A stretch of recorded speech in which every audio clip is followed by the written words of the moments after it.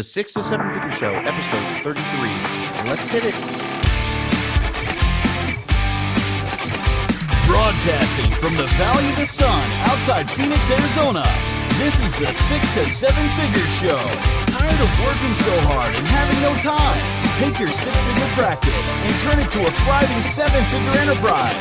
And now, your host, author, speaker, mentor, and strategist, Frank Bria. Welcome, everyone, to the 6 to 7 Figure Show. I'm your host, Frank Bria, and today I am absolutely delighted to be joined by my good friend, Walt Hampton.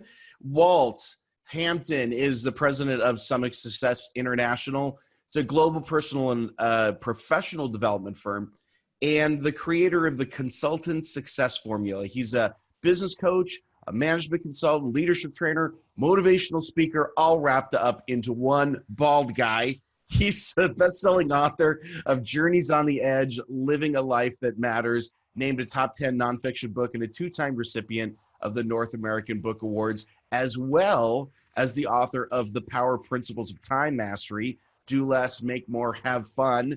If anyone who knows me knows those are principles I care about. 1984 grad of the Cornell Law School. Walt was a managing partner of a law firm for about 30 years with a practice focused in commercial litigation and criminal defense. He was trained as a results coach by Robbins Research International and worked directly for Tony Robbins as one of Tony's elite business coaches. Walt's passions are high-altitude mountaineering, ultra-distance running, blue water sailing, and adventure photography. He and his wife, writer Ann Sheybani, reside in Castletownshend in Cork in Ireland. Walt, welcome to the show. You forgot to mention that I'm a legend in my own mind. Well, I think that fits for most of us who are on. It's sort of a given. So nice to be here. Thank you for inviting me. Oh, yeah, my pleasure. Anytime is a good time to catch up. Walt, you mentioned consultants sort of as the name of one of the things that you're working with.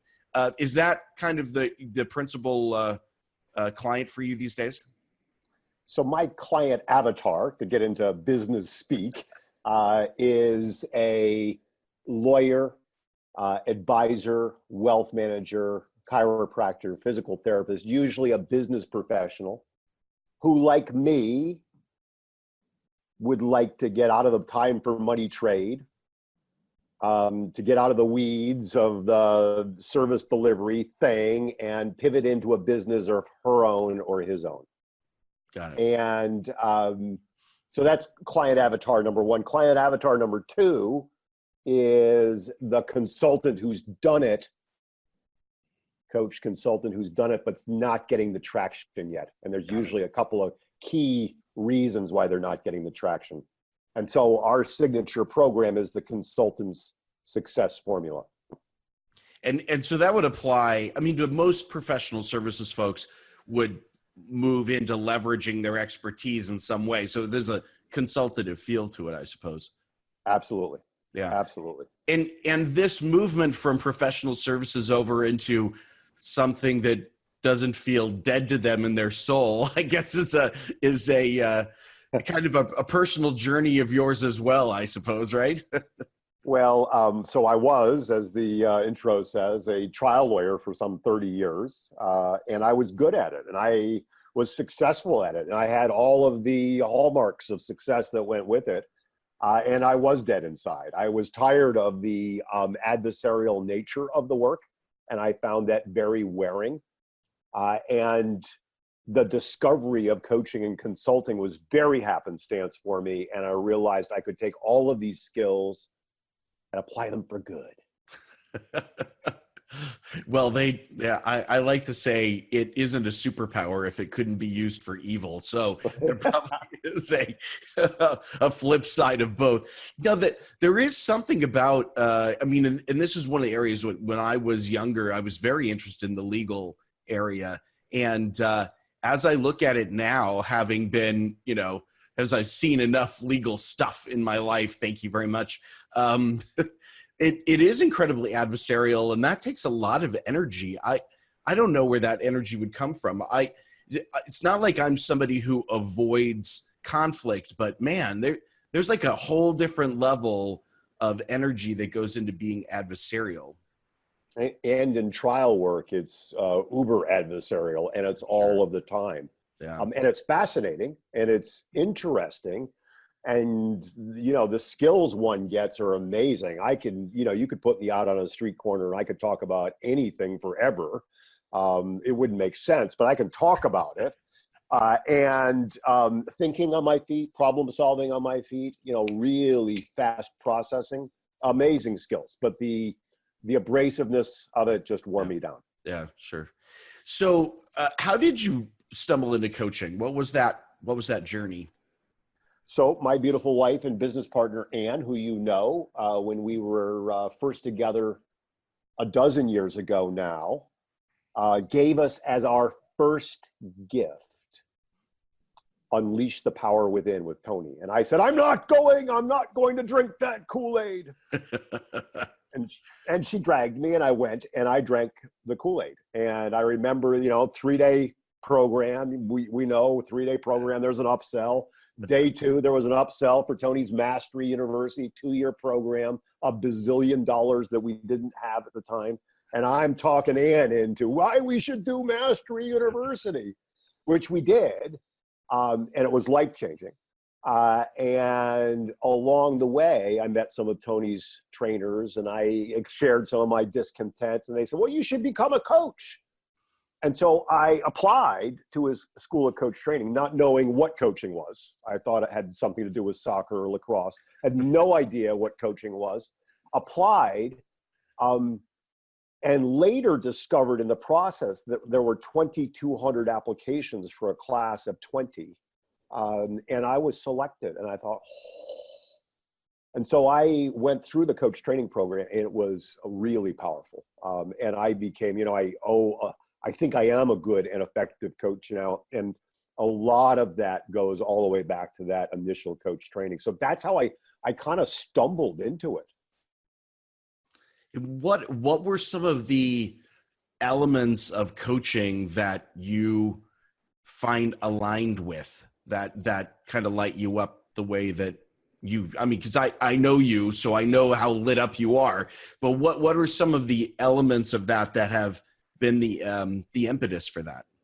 So coaching for me is highly collaborative. My own philosophy around coaching is that nobody is broken and nobody needs to be fixed, and that most of us already know the answers and that we're just way too close to our own stuff. I'm a big believer that good coaches have coaches, which is why I have a coach. And it's like, why couldn't I see that? Because we all get too close to our stuff. Yeah. And so a lot of coaching is, I work with a lot of high performing professionals. A lot of coaching is holding space with people. And it's asking the powerful coaching questions that help bring out the ahas. And it's collaborative and it's creative. I think business in its whole is iterative and creative and fun. And so, in this space, holding this space, how can we co-create your business? How can we co-create this next step? How can we co-create this new program or this new launch? And so it's a very collaborative and creative process that I really love. And one of the things I gave myself the gift of when I left the law was I stopped measuring the value of my life in 6-minute increments. And so I work now with a very small handful of clients in what we call a concierge model. And I get to spend lots of time with my clients. I've worked with my clients, a lot of my clients for years, and the relationships have gone very deep. And that's a beautiful thing about coaching, really going deep in the relationship, and all sorts of magic happens then. Yeah, that the ability to, I think, erase out the boundaries of the boxes, I guess, that we normally put ourselves in terms of time. I mean, as you're describing, moving from billable hours into, a much more, abundant view of how to spend your time with clients. And I guess everyone else in their own professional services world has their own boxes that they've put themselves in with regard to how they view how they move through the world as well, and to be able to erase those and move into something that's much more abundant, that's much more centered in service, I think is that's a change most of us as human beings should go through once in their lives at least, because I think it's a really it puts you in a completely different place emotionally, creatively, spatially, energetically. It just allows you not to be a slave to something artificial from the start, but to really engage the relationship and do the deep work that so few of us have so few opportunities to actually do. So right. I agree. Yeah. So I want to pivot to the actual path that some of these professional services folks take as they switch over to something else, because that does seem like a lot of work. That does seem like a really transformative experience, and probably a bumpy road for some. How do you help? What's that process or that offer or that program for you look like that helps someone move from a professional services career into something more meaningful, or that they actually want to do their life's work? Well, we can talk as much or as little about the consultant's success formula as you want, but the whole thing really starts, the beginning of the journey starts with the algebraic equation, I help X do Y. The bad news is no one wants to hire a consultant.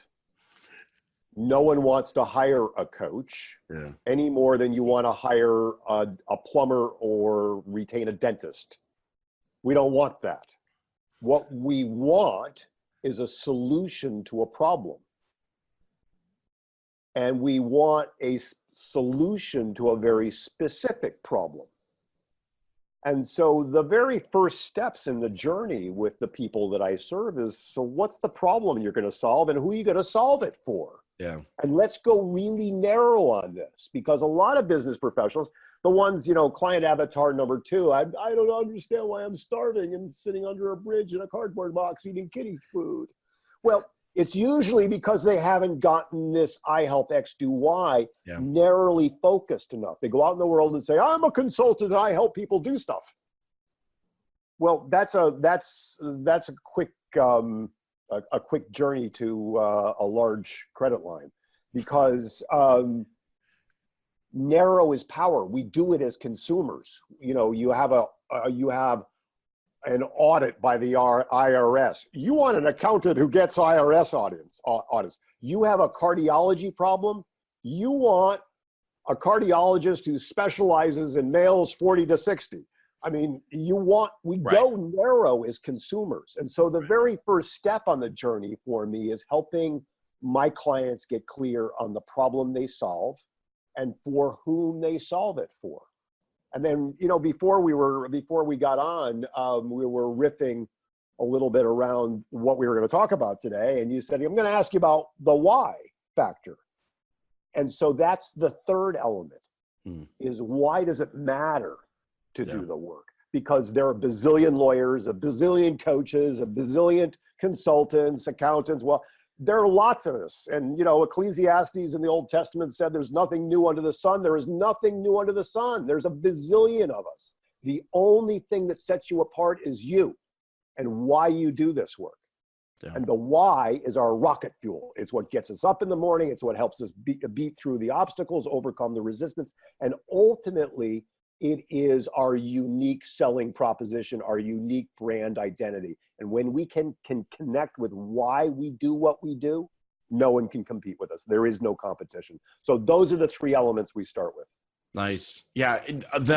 I think the why is really underrated. A lot of people think, oh, well, I'll think about that, or they'll put something down very superficial, but I think the way you described it as the rocket fuel is really telling and descriptive, because at some point, you're going to run out of your own internal gas. You're going to need your own something else to move that thing along, for sure. But the many times in a sales conversation, the unasked question, sometimes it's asked, is why should I hire you? Right.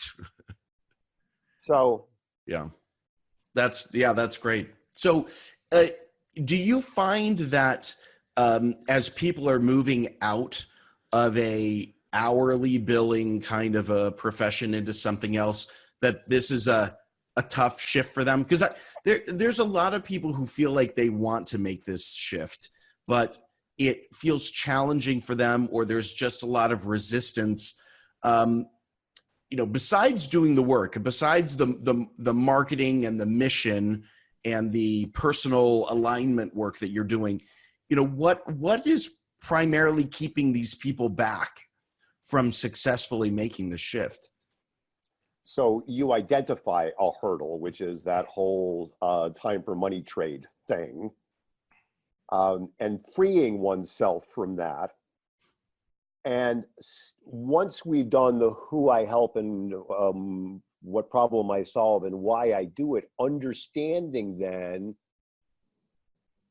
what's the value of that to my client, and what's the value of that to the people around my client, and connecting with that value at a deep level. So let me give you an example.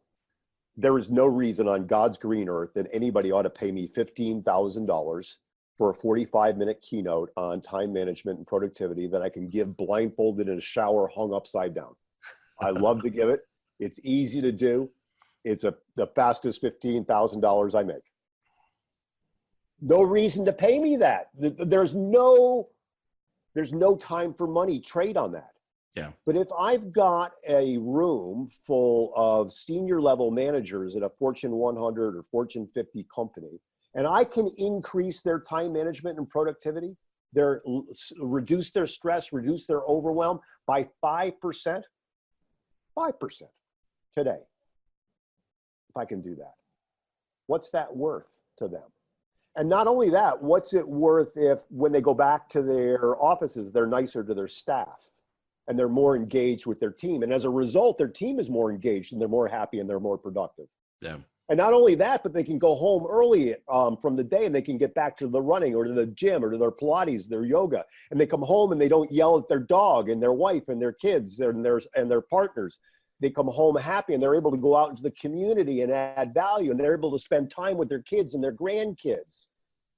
And they're able to pursue some hobbies. What is that? What is the value of that 45 minutes? Yeah. But not just that day, but that week and that month and that quarter and that year and over the ripples in the pond. So getting my clients to connect with the value of what they deliver. And ultimately, of course, the answer when we really do this work deeply is the old MasterCard commercial. It's priceless. And right. then we're released to think about what's the business model we want to create. Because tonight, the lights will be on at the Four Seasons in Honolulu for $1,500 a night for a room. And at the Red Roof Inn down the street, you can get a room for $49.97. And both business models are fine. Yeah. But they deliver different experiences, different value. They delight in different ways or not. And so then we're freed up to create the business model that we want to create, delivering the value that we do.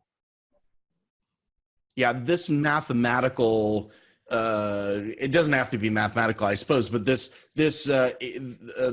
going to call it math around the value proposition is something that I think most service providers are ill-equipped to do. And it leaves them charging way less than they could for their services.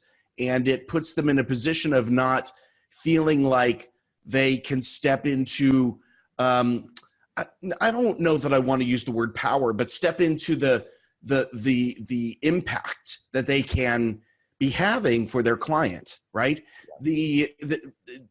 Everyone I think who is really, really good in the consulting space understands value-based pricing. They understand how to create a a business case for why they would do that work. And if you can't, you are stuck in this, well, how many hours was that kind of thing? And you're never going to win at that. The dirty little secret is, and I've seen, people write books and consulting, and just keep raising your rates. Just keep raising the rates, your hourly rates. But at some point, someone on the other side of that's going to go, you know what? That hourly rate is like 5 times my salary. There's no way I'm going to pay that. Right. You have to move into a discussion of value and return on investment. Otherwise, you're never going to win in that game. And the Four Seasons did not start as a Red Roof Inn. They didn't start out saying, I'm a 47.97. I'm going to raise my rates to $100 next month. That's right. As we add smaller pieces of furniture into the room. Yeah. Well, we upgraded the TV. So now that's awesome. That's so what one thing do you wish in your journey through building your own business, your own coaching practice, do you wish someone had told you up front that you've learned the lesson now, but man, it would have been way easier if someone had just given you the secret up front? Well, a couple of things. One existential and one practical. The practical is that there is a roadmap, there is a formula, and there are a number of good formulas. I happen to think that mine is the best, but there are a number of good formulas. And knowing that it's not a matter of luck or happenstance or birthright, but there actually is a logical path by which you can take this journey. I was completely in the dark until I discovered actually the path that you discovered long ago and far away. And we shared that path together. It was like, oh, this stuff, there's a roadmap. So I wish I had known that sooner. Yeah. Because I was always, even building my law practice, I was successful, but I made a lot of mistakes. So I wished I had had all of this stuff way back when. The other more existential thing was I couldn't imagine the life that I've been able to create as a result of getting this stuff. I mean, I work far less than I ever worked as a lawyer. I make far more than even the most successful of my Cornell Law School classmates. And I am able to travel and adventure all around the world and live in cool places and hang out on cool podcasts. And I wished I had known that it was possible. That, because we get very siloed, particularly as professionals. And we think, we're going to work our 30, 40, 50 years, retire to Florida, play golf and die. And that's life. I mean, there's a business model that a lot of us were raised with. Right. And I wish I had known that there was freedom, and there is. Yeah, that's something that I feel very passionate about as well. The idea that, the boxes that we, not to sound like an angry 19-year-old raging against the machine, but since the society has this formula for us, I think. And by the way, the formula isn't particularly successful. No. It's not a great path for a lot of people. And in fact, I think it does people a great disservice, because I think we tell young people as they head off into college, follow your passion, and it follows them almost immediately into a brick wall. And then we have to go, oh, we were kidding, go get a real job, and it does this very abrupt left turn on them and puts them in a place where they're basically starting over again. And in a lot of cases, with a huge student loan debt that they have to spend the rest of their life paying off. It feels like the entire system is set up to not create the happiness that, we tell people, especially young kids, that they can dream and do whatever. It's I think that whole formula is broken.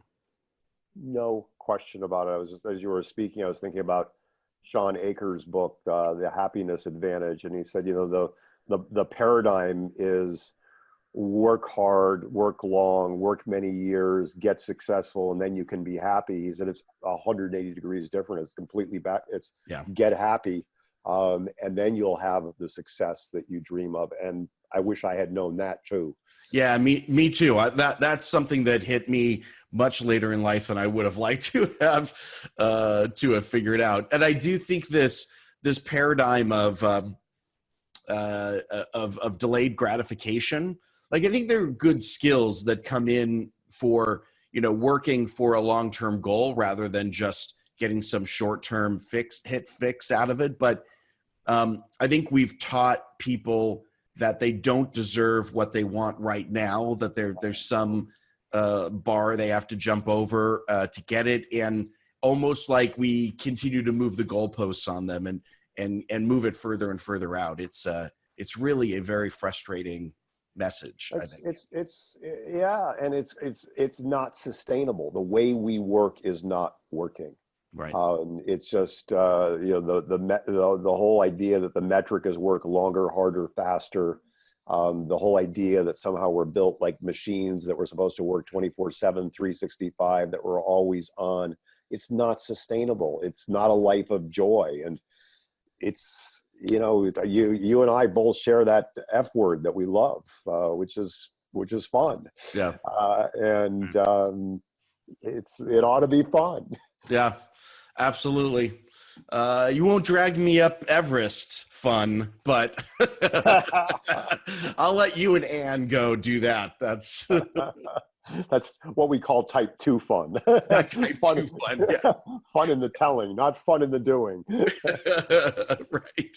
That's funny.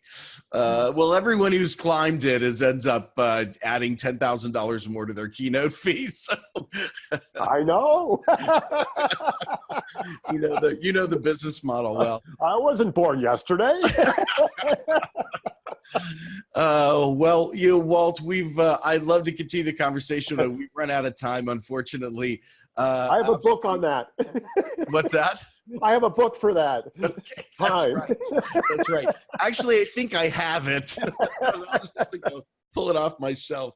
But it's been great talking to you. You and I could talk forever, but I know you're busy. You got things to do as well. But before we go, for those people who would like to connect with you, find out more about the consultant formula that you work with, and maybe even find out how working with you what that looks like, where can they go to kick that conversation off?